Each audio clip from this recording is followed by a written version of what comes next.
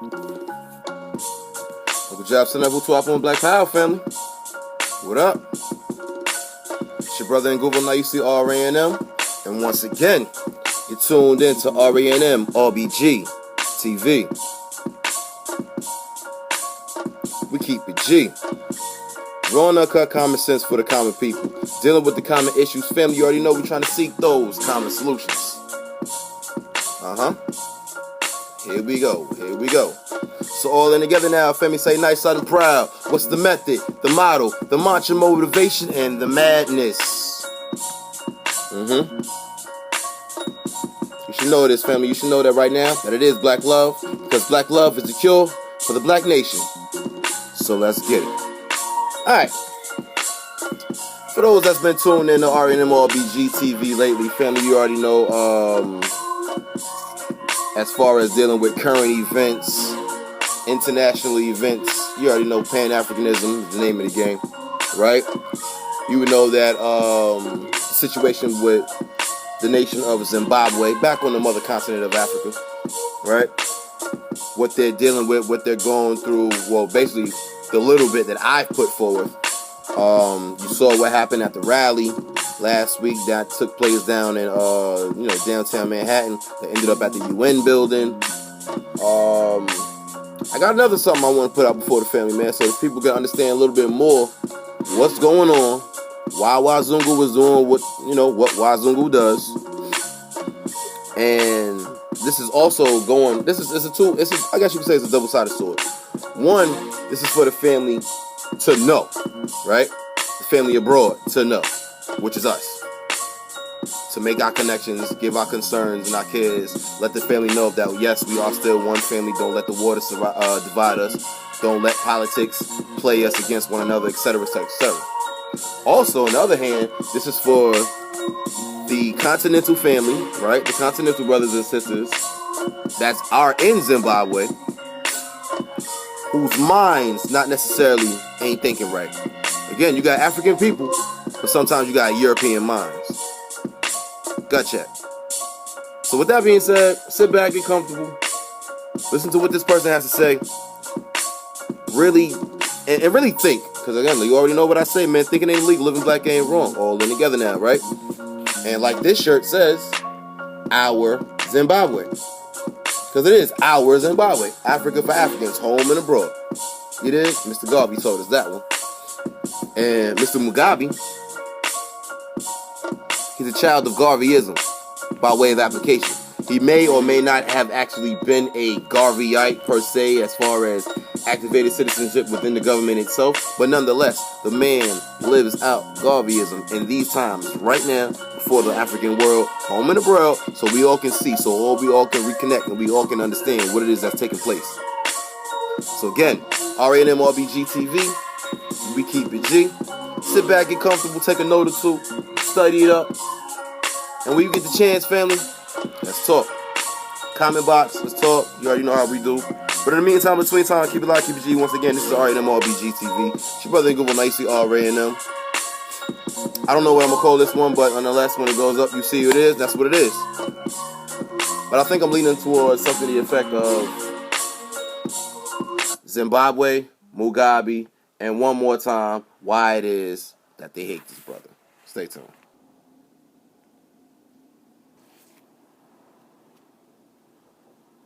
For several years, I've been very interested in Zimbabwe because Robert Mugabe is pretty much the only African leader trying to totally dislodge white power in Africa.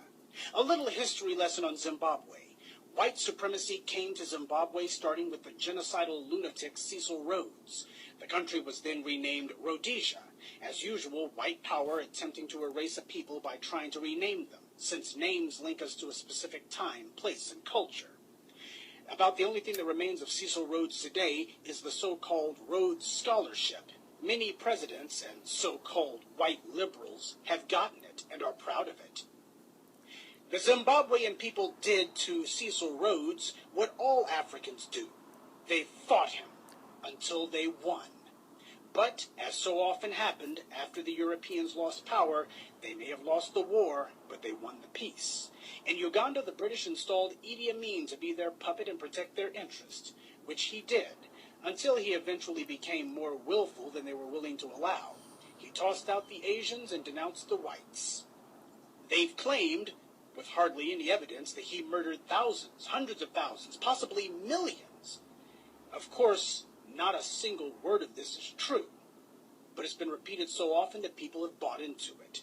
In Kenya, the Brits had no problem letting their hand-picked puppet, Daniel Moi, run things for over 20 years. And when the people eventually barred him from running again, he passed the torch, or rather the knife, to yet another white stooge, Mwai Kibaki. I don't think I have to tell you that South Africa's first black president was himself hand-picked by the very whites whom his so-called Truth Commission has arbitrarily decided to exempt from any and all prosecutions. Anyway, Robert Mugabe was a good little white boy for a while, doing as he was told, securing and protecting white interests. He killed anyone who threatened his rule, and the Brits had no problem with it. After all, he didn't touch the land they had stolen, nor was he interfering with their stealing Zimbabwe's minerals. They loved Mugabe back then. Ah, but they're singing a different song now. To hear the good white folks tell the story today, they sound like the police chief in the movie Casablanca, simply shocked to learn that Mugabe had committed ghastly acts of violence against people back when they were giving him praise and adulation. Gotcha. The knighthood, Foreign Secretary, do you believe he should be stripped of his knighthood? Well, I was horrified to find out that Robert Mugabe had a knighthood. You didn't know? I didn't know that he was Robert Mugabe. You became Foreign Secretary without knowing that? Just on the knighthood, Douglas heard you were Foreign Secretary when he was given the knighthood, I think. I think not. You were in the government when he was given the knighthood. 94? What were you in 94? I was Foreign Secretary. That was when he was given his knighthood. But not, Oops. But not by the. Well, I must plead total amnesia, not by me, and not, I think, by the British government. But I'm Who else can give him a knighthood except the British government? Oops. I simply do not know the answer to that. But What I was going to raise was that he was known when he got that knighthood, whoever gave it to him, the British government or I don't think of any other government, if you give it to him, it was known already by them that he had massacred 20,000 people in Matabeleland with North Korean trained armies in the 80s. Why was he ever given a He knighthood? hosted a Commonwealth conference, and conceivably it might have been in recognition of that. The Queen went there. He was, I don't say in good standing, he was a member of the Commonwealth alongside a lot of other people. Of course you did. That's right. Robert Mugabe is actually Sir Robert Mugabe, a knight of the British Empire. So, if Mugabe was a loyal wannabe white boy, what changed? Under immense pressure from the African people, he eventually became dissatisfied with being the whites' lackey and decided to start taking back his people's land. This is where the British and the Americans declared war on him. Gotcha. The main cheerleaders against Mugabe has been the BBC, the British news outlet through whom the world has gotten its news about Zimbabwe for the last 30 years. They've accused him of everything but the Jewish Holocaust. Until Mugabe started reclaiming the land, that same BBC wrote nothing but glowing reports about him for over 25 years. But the instant he started taking back the land, they've had nothing but scorn. In order to make it clear how evil Mugabe is, the white media decided to manufacture a hero in their little drama. They chose the MDC, the so-called Movement for Democratic Change. The MDC was started in the late 1990s, back when Mugabe was still carrying water for the whites. The MDC didn't want whites out of power. They just wanted the money the whites had been giving to Mugabe to be given to them instead. The whites at first ignored the MDC, and the MDC couldn't get their candidates elected dog catcher. They had no money and no media support. But when Mugabe started reclaiming the land for his people, all of a sudden the whites started pumping cash into the MDC like crazy. The BBC decided these guys would be presented to the world as heroes fighting against an evil dictator. Of course, they never tell anyone that the only thing the MDC is fighting for is for whites to keep the land they've stolen. No economic policy, no agricultural policy, no educational policies. The MDC's entire political platform can be summed up in 7 words. Don't touch the land the whites stole. Mugabe is called a racist, but the BBC never once has shown the world just who the men who run the MDC are. Men like Ian Kay, a domestic terrorist charged with numerous counts of inciting violence. And this guy is a member of the MDC and is now a Zimbabwean parliamentarian. In a country where whites are only 1% of the population, how is it possible that this guy can be a member of the parliament? Because he's one of the racist white thugs who was running the place during colonialism. He's used the money he stole to engineer a place for himself in the government of a country he shouldn't even be in. Gotcha. Idiots like Morgan Chirangi are only puppets. It's bastards like Kay who actually run the MDC. Chirangi does what they say. But back to the whites' PR war against Mugabe last year. Realizing they couldn't pull in Iraq and gin up a quickie excuse to invade, because everyone would recognize it as recolonization, the whites in London decided to take out sanctions instead. And when that didn't work, they asked the U.S. to do the same. The president at that time, W, gladly obliged. Pay attention, because what comes next is crucially important. The U.S.'s very first move was to freeze credit against Zimbabwe. I'm sure you've heard the term credit freeze the last 10 months. It's a credit freeze by the world banks that has brought the U.S. to its knees, destroyed the housing market, and caused a global economic catastrophe. I highlight that so you can understand how important credit is to a national economy, even the U.S.'s. The U.S. still has working farms, working factories, and a service sector, but credit alone has caused nearly 10% unemployment in only a few months. Gotcha. This is what the Brits and Americans did to a country with nowhere near the financial resilience of the United States. This was when Zimbabwe's economic troubles started, not during the land reclamation. Neither the BBC nor any other part of the white media has told this story, but you're about to hear it now. They instead talk about Zimbabwe's economic woes, and they always talk about the whites being forced off the land they stole. Check it out for yourself. Whenever Zimbabwe is mentioned, without exception, the article or news broadcast will talk about supersonic inflation and then immediately talk about the poor, downtrodden whites who the mean old Mugabe is pushing off the land. This is done in order to create a false association in your mind between Zimbabwe's economic problems and whites being evicted from the land they stole, even though Zimbabwe's problems are not at all related to the land reclamation program, rather the freezing of credit, financial assistance, and assets carried out by the U.S. on the behalf of Britain. They also keep talking about the farms. Like the whites are just Farmer Joe working to feed the Africans. Let's get one thing straight. The Africans were no better off food-wise before Mugabe started taking the land back. The main people who benefited from the white so-called farmers in Zimbabwe were the whites in South Africa. The Africans have never had full bellies off of whites owning the farmland. But that's the way propaganda works. They want you to think that reclaiming the land has caused massive starvation, when it hasn't. The sanctions have hurt Zimbabwe, not land reclamation. And the BBC is not a neutral observer in all this. They are a zealous advocate for the whites. As far as the BBC is concerned, hey, we stole that land fair and square.